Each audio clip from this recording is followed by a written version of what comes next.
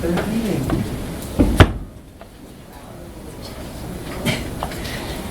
Hello, my name is Allison. I'd like to share with you the most amazing slides.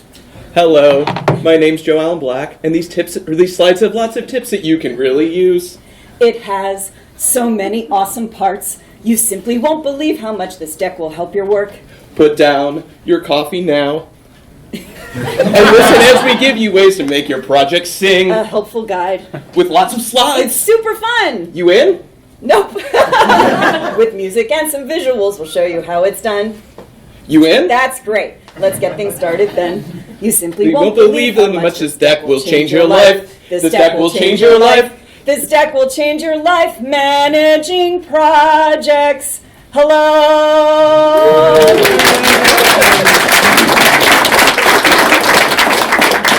Are we really doing this? Yes, we are. Awesome. Hello, my name's Joe, and we're here to talk about how to run a web project from start to finish. Running a project, like any project, is like going on a journey. All great musicals tell the stories of some journey. Sometimes it's a love story, but almost always it's the tale of overcoming some kind of trial, some kind of tribulations. But musicals get that special little way of being able to do it with a little bit of song, and if we're lucky, a little bit of dancing. So we're here to give an overview of how we at Palantir like to run a project, the tools we use, and how we work with clients to overcome the odds to create fantastic websites for all of our clients. It's going to be informative, and at times very musical. Having a little bit of background in Broadway is helpful, but definitely not necessary. We'll give you some prompts when it's time to start singing. We have our Twitter handles on each of our slides, and we also have a hashtag of PM the Musical if you want to help be our first critics for opening night. And with that, let's begin. Let's start at the very beginning. Let's be honest, what song do you pick to start something like this? It's a very good place to start. When you read, you begin with ABC. When you work, you begin with contracting. The first real step just happens to be contracting. Contracting. Don't we just love contracting? So this is Allison. She's going to be the heroine of this story. Think of her as Julie Andrews in every story that you loved growing up. Except for, because this is a project management musical, she's not going to really have a guitar and feeding the birds tuppence a pound. She's more likely to have a scrum board and be talking about Jira story points, right? So what's the first phase of this project that she's going to be doing? What's the first thing that she needs to be doing? We kind of just did it in the last song. Contracting. That's right, contracting. This is the very beginning of any project. It's very important at the very beginning when you take over as a project manager that you understand what's going on in your contract. Because let's be honest, if you've missed something here, you're going to either look like a complete fool in a couple of days, or you're going to have one of those really high, costly overruns that you're apologizing for many, many months to come if you're still there. So we really need to be honest, or we need to be very direct when we're going through our contract to make sure that Allison understands what's going on. So let's list out the types of things you're going to be looking for when you go through your statement of work the first time. Scope, you must spell out the scope. Cost, define the payment terms. Dates. You're unavailable. Clear. Deliverables list. Clarity. On exclusions. Signatures from higher-ups. Tea, a drink with jam and bread. That will bring us back to no, the stuff.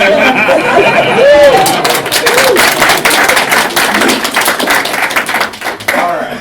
So you have to know your contract. There's a couple of different pieces that you're going to want to be looking at when you're in there. You've got your deliverables. These are the things that you're going to have to, deliver as part of your project. You need to know the scope. What's the totality of what you're looking at while you're starting your project? Exclusions, just as important as knowing what's in, what's out. What are the things that you don't have to worry about while you're working on this project? Assumptions. These are the types of things that while the contract was being done, or while everything was being talked about, we assumed certain things would happen. If they don't happen, our intrepid PM needs to make sure she knows that's going to be a problem and knows how to fix it.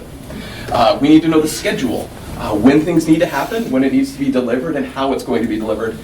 And let's be honest, we need to know the payment terms really well because we all like to get paid at the end of the day. So Allison now just finished going through the contract. She knows it inside and out, knows what's going on, and she has to start getting organized. It's like starting a quest. It's like the Fellowship of the Ring. I'm mixing way too many metaphors, so just ignore that part. She has to determine how to work with her client team, the internal team, and she needs to create an atmosphere of transparency and collaboration. At Palantir, we like to use Jira as our main tracking system. We also use Redmine. At the beginning of every project, we also like to start a risk log. This is where we go, hey, you know what? This might be a problem. If it does pop up, here's how we're going to mitigate it. And then we kind of rate how high that is. Part of the takeaways at the end of this, you guys will see an example that you can use in your projects going forward. You want to make sure that you have clear and easy ways to track your time because, let's be honest, nobody really likes to go through and track their time, so you need to make it as easy as possible for everyone. Figure out how you're going to do regular communications, because as a PM, one of your top goals is making sure that everybody knows what's going on, how it's going to happen, and when it's going to happen. So your communication tools are definitely important. We also like to make sure that all of our deliverables, go in very simple Google folders that are shareable. And what that does is it makes sure when we're done with the project that there's a very easy way that we're able to share what everybody needs to happen. For this project, also, as you pull your team together, you need to make sure that everybody understands a couple of key things. Who's responsible for your overall vision? Is that going to be your PM? Is that going to be a strategist? Somebody else along the way? Who's in charge of all the user stories? Who's in charge of making sure that they make sense? They do what your client wants them to do. They do what the team needs them to do. And who's going to create and manage those sprint schedules? Generally, that's going to be your PM, but sometimes it could be different. And then also, how are you going to resource this thing? How many people do you need? How long do they need to be doing it? And how many different ways might that person be pulled? For this project that Allison just got assigned, the one that we just read the scope about in the contract, it's an end-to-end project, which means that we're going to be doing a design phase, we're going to do a strategy phase, and at the end of it, we're going to be launching something there live. It's a healthcare client, which is a sector that Allison's worked with a lot and understands a lot. She's going to have 6 people on her team per the contract. And there's going to be a little part, we might call it an intermission perhaps, where the client's going to be out at a conference in Chicago and we might have to take a minute or two break in the middle. And one of our team members is unfortunately going to be on vacation. So as Allison's building out that schedule, she needs to make sure she knows when that person's going to be on vacation and probably not assign any work at that time. So once she's got all of her communication tools together, she's got all of her team together, she's prepared for all the work that's to come.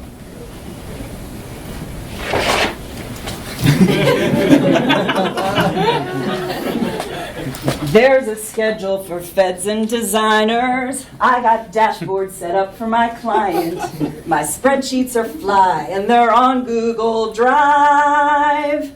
And I'm told the deposit check finally arrived. Oh, what an organized project.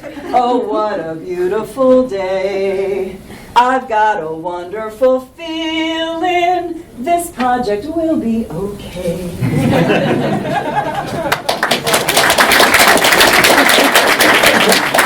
These are very hard to get on. Also, as a project manager, you need to make sure you have chats just ready at any time. So now that we've got our contract in place, our team's organized, it's time to get ready for our kickoff meeting. We at Palantir like to start off every project with a day, 2-day, maybe 3-day kickoff with our clients. This is the first time that our project team internally, as well as their project team over there, or different various members of different teams, are going to meet face-to-face. So what we want to do is make sure that as we formally kick off this project, that we have everything together, that we understand what we're going to be doing on the project, and that we're able to make the right people meet with the right people at the right time, which is all going to fall to our intrepid PM throughout this project. While we're going through and we're preparing for the kickoff, we need to keep in mind that the number one goal is that we're really trying to build trust and really trying to build understanding with our client. We want to make sure that we understand their problems, we understand what they're ultimately trying to do, and that everybody in our team is on the same page. We're going to go through during this kickoff and we're going to define certain goals. What is the point of this project? What is the point of this website? How can we make sure that it's the most awesome that it can be? We want to make sure we gain consensus on what's important, what's not important, and kind of the terms and language we're going to be using across the board. Really, our team wants to make sure that we're doing a lot of learning and a lot of listening along the way. Client's probably going to do a lot more talking than we are, but that's kind of the point. We want to make sure that we speak like them and we understand what's going on. We want to empower the right team members to do the right things. We want to also kind of manage expectations. Sometimes there's a lot of blue sky ideas, and we have a not blue sky contract, so we need to make sure we're managing those expectations.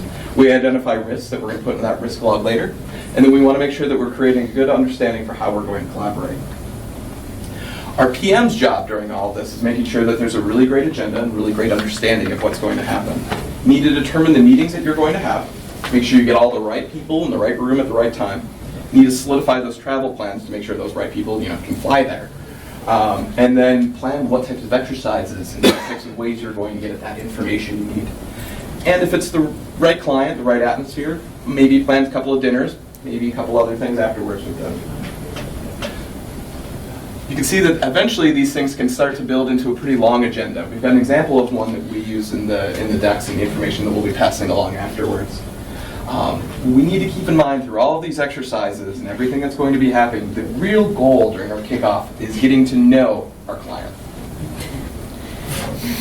Getting to know you, getting to know all about you. Hello, thanks for coming. Empathy mapping, drawing a lot on whiteboards. Sticky note sessions, writing your thoughts down with markers. Learning with partners, their users' needs.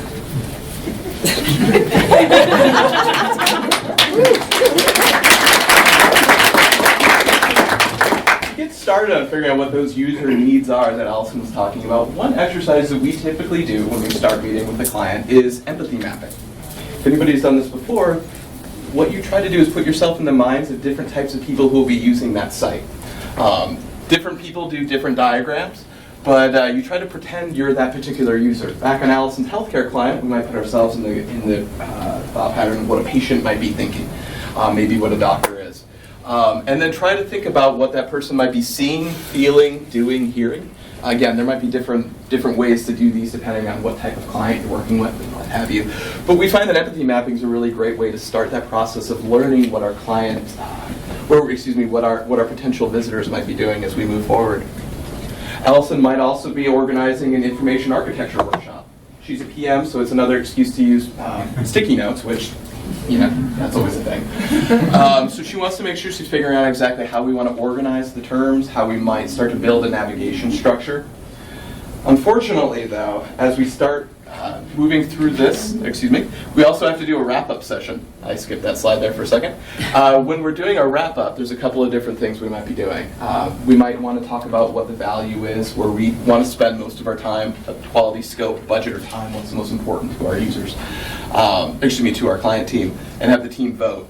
We might talk about what was in, what was out. There's a lot of things that we talked about, but it's a clear way to figure out what's going to be in, what's not going to be in. And then my favorite is always to ask the question at the end, what's the number one thing that we need to get right? What's the number one thing that at the end of this project we do that the client's going to be super, super happy about? And you get some really interesting answers that really definitely help you guide the project as it continues through. So once we finish this up, we have a good idea of what's going on, everybody's met the right people. Unfortunately, we're going to have somebody who's going to get sick. Somehow that amazing schedule that Allison built is going to have to be ripped apart and it's going to have to be started over. And that's unfortunate. But Allison's going to have to figure out how to rewrite that and accommodate that change.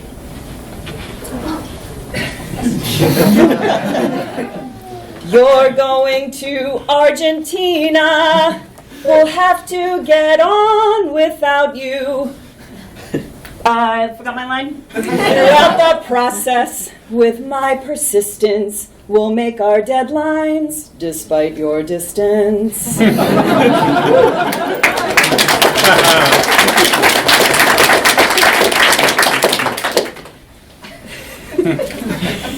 We've now kicked off the project. We understand what's going on in our contract. And now we're going to move into what we call the strategy and discovery phase. What we want to be doing during this is, again, understanding more of what our client needs, how we can build the best project, and how we can explain it to everybody else. Our PM's job at this stage, as it will be in most every stage going forward, is making sure that everybody keeps moving, And she is able to remove any blockers that are coming up, and she understands what those blockers are. Our team members have various different tasks they're going to be doing during this phase. You might have some folks who are going through and doing a content strategy audit. They're going to be figuring out taxonomy. They might be mapping out exactly what users' needs are on this. They might be figuring out content types. You might have a data analyst going through, reading through their Google Analytics, figuring out what we want to do, or what the users are doing and how we might be able to improve that. There might be various testing, surveys.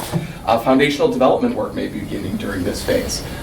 One thing that we typically like to do during our projects is start a build spec, which we have an example through the links we'll be giving you at the end, of how you could lay out the different fields that you'll need for those different content types. Figure that out early. It makes your project a lot easier as you move on.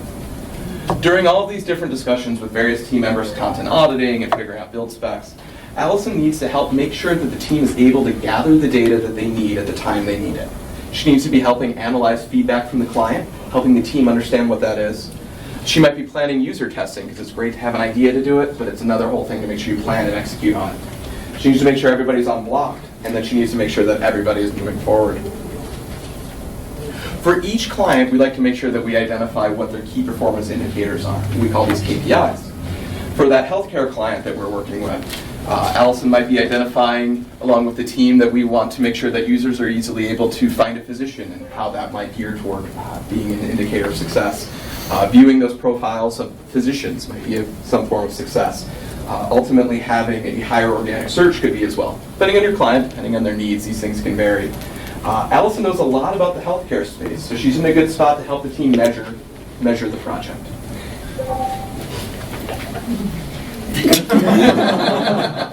525,600 minutes, 525,000 users each night, 525,600 minutes. How do you measure your website? In bounces, in sessions, in page views, in traffic entry, in exits, in brand or type of device. 525,600 minutes. How do you measure your KPIs? Portions of time.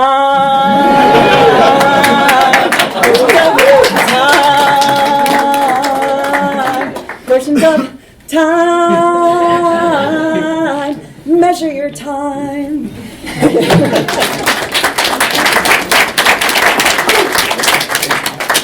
So now that we know what we're building and why we're building it, we need to make sure that we figure out how it's going to look and how we can help the audience do all the really great things that we're hoping they're able to do on that website. We do that beginning with our design phase. Our team will work to make sure that we create a visual interface that works in tandem with all that functionality and all the defined attributes that we talked about through the discovery phase. Our design team works in typically 3 phases. We start with style tiles, which are kind of, if you ever watched HGTV and you see all those mood boards, that's kind of what one of those looks like. We like to move into a design concept phase after that, which is where we might be doing a series of wireframes. We might be doing static comps, but really starting to show how the architecture and everything will be coming together, seeing how those colors might interact with those fonts. And then last, we move into a design prototype, which is my personal favorite phase. This is when our users are going to, our client teams are going to be able to actually see their work within a browser, going to be able to stretch it out, highlight, see exactly what it looks like in the browser as opposed to a pixel-perfect Photoshop. Allison, while the design team are doing their phases and doing their iterations, needs to make sure that she's scheduling regular presentations with the client. She needs to make sure that they're on board with the decisions that are being made and understand what's going on and can give appropriate feedback along the way. She's going to make sure that she's helping collect the feedback. She's helping making sure that the team understands what's going on. And she's also going to be making sure that nobody's blocked, no one's stopped from doing what they need to do. Her real goal is to make sure that everything is able to keep moving. So the team has done a fantastic job. They're moving into their phase 3, they're ready to go. Allison has scheduled a meeting with the client and the stakeholders to present the work. Everybody gets really excited, but unfortunately, we have to run into one of those awful, awful villains of our story, which in this case is stakeholder disapproval. Just when we thought everything was going well, we got through that whole vacation problem snafu, and we get one more thing. But as Allison starts to hear what's going on, she starts to dig in a little bit more. Our crafty and quite diplomatic project manager is going to have to navigate some tricky waters. How does she placate all these voices in the room? Our client seems to have some fears that our direction isn't clear. Perhaps their needs aren't being fully met. This is the time to keep in mind their ass is on the line. They need to know we've got their back, and so pointing to all the research helps the stakeholder calm down. The stakeholder calm down. Having open conversation helps the stakeholder calm down. It's the most efficient way.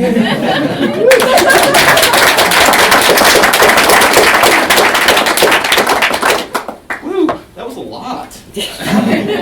So we've gotten through a contract, we've gone through a strategy and design phase, we've gone through a design phase, and our client team is finally happy. And you remember that break we were going to talk about at the beginning? Let's maybe call it an intermission. It's time for the client to go on that. So it's what, 2, 3? You built the schedule. How long is it? It's about a week. About a week? All right. Which means for you and I about 20 seconds. About 20 seconds? How do you think this is going? It's okay, my throat hurts a little bit. You're sounding fabulous. Thanks.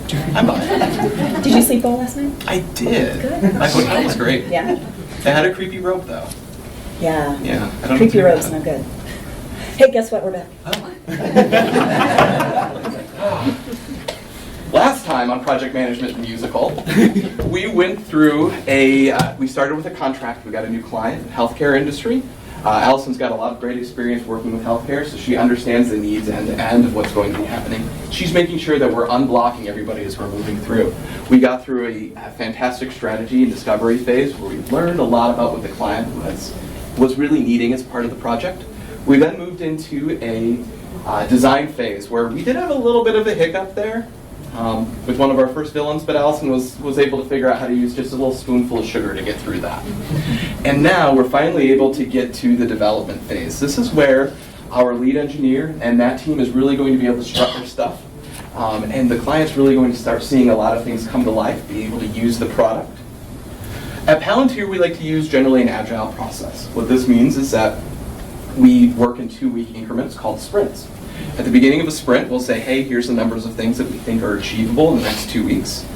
We put points on those, so we're able to determine magnitude, and then we're able to prioritize those along with the client team. Again, in 2-week sprints, so the client's able to say, well, I might not get it this time, but maybe I'll get it in the next sprint. And we're really able to set some of those expectations with that. At the beginning of every sprint, the team plans out that week. At the end, we have a little retrospective where the team talks about what went well, what could be improved, and what they could do better next time around.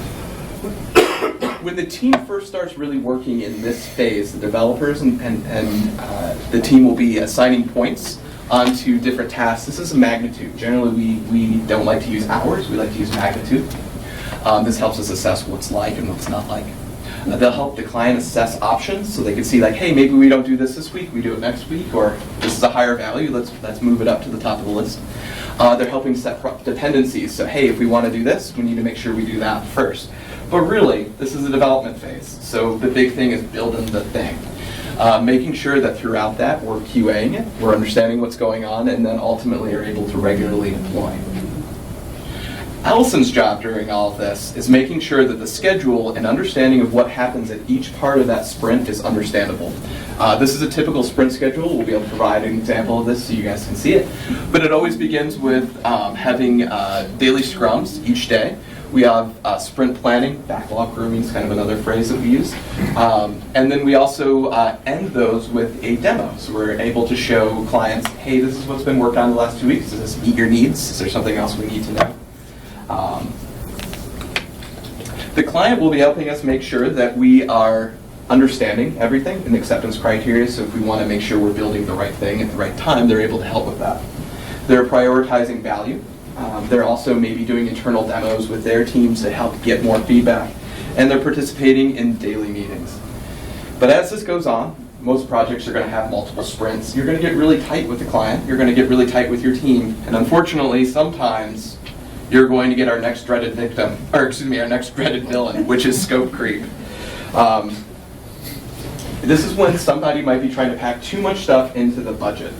Allison is our PM. She read that whole contract at the beginning. She has a clear understanding of that. She's also going to be working with our team lead to make sure that everybody has a very good idea of what was talked about at the very beginning and understands how we can make sure that that's what's going to happen in this. But again, there's going to be scope creep. There's going to be a lot of different things that people are asking for, and Allison's really going to have to be on her toes and really have to figure out the best way to sometimes ask somebody to kind of let it go. Out of scope, can't let this creep anymore. Out of scope, lack of funds you can't ignore. I don't care what they're going to say. Let my boss rage on. That code always bothered me anyway.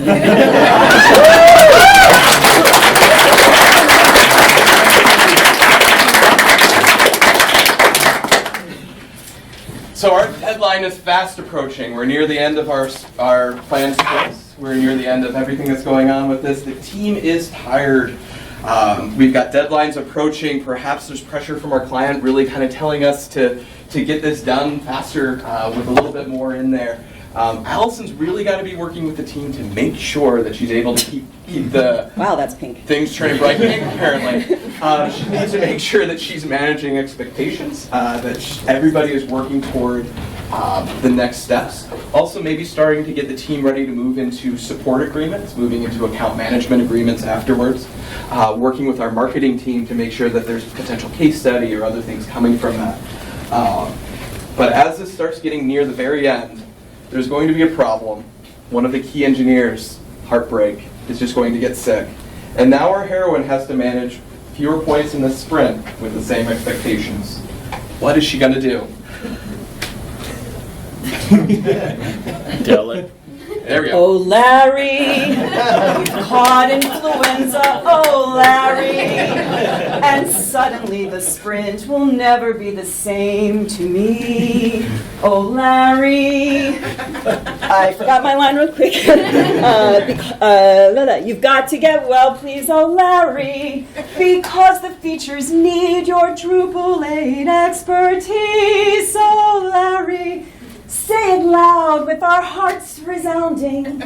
Say it soft because his head is pounding. Oh, Larry, I brought you some Kleenex.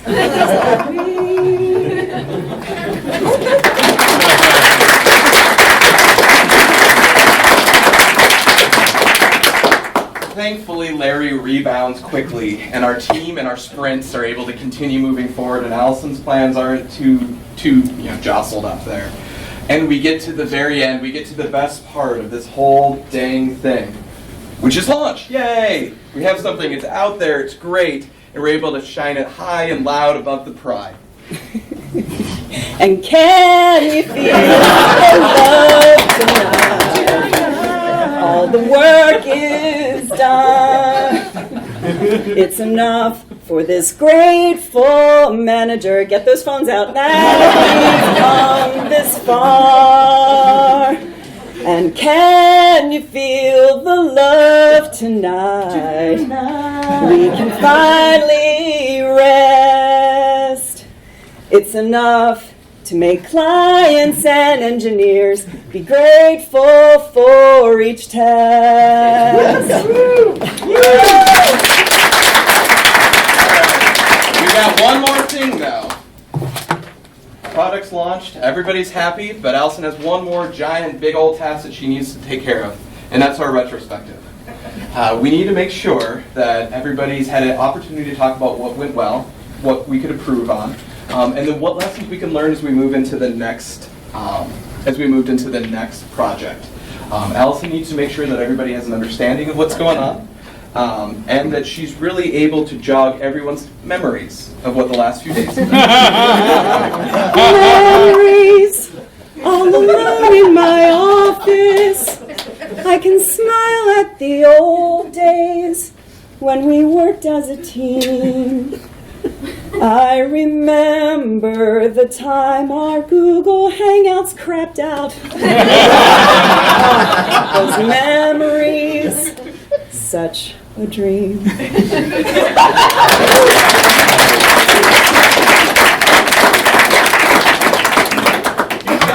job right, hopefully they'll come back to you.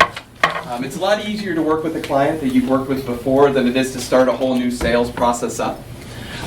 The more that you're able to continue working with people, either through making sure you have a support agreement or you're able to help with various updates that the site needs, whether they're big features or it's just doing any upgrades that Drupal needs along the way to modules or core itself. It's a lot easier to do than having to start the whole relationship starting the relationship from scratch. But you have to make sure you're keeping in touch with your client. They might not need some help right away. Maybe they just need it a couple of weeks down the line. But the goal is that you make sure that you never say goodbye. So we started with the song, Hello, and we're going to end with, Hello, it's me. I was wondering if after all this time you'd like to meet your colleague, to hire us again. Your colleagues have a Drupal 6 site, and now it's unsupported. Hello from the other side. I must have called 1,000 times to tell you I'll build you another website. So just give your budget, and I'll make it right once more. Hey, MidCamp, that's it. Thanks for coming.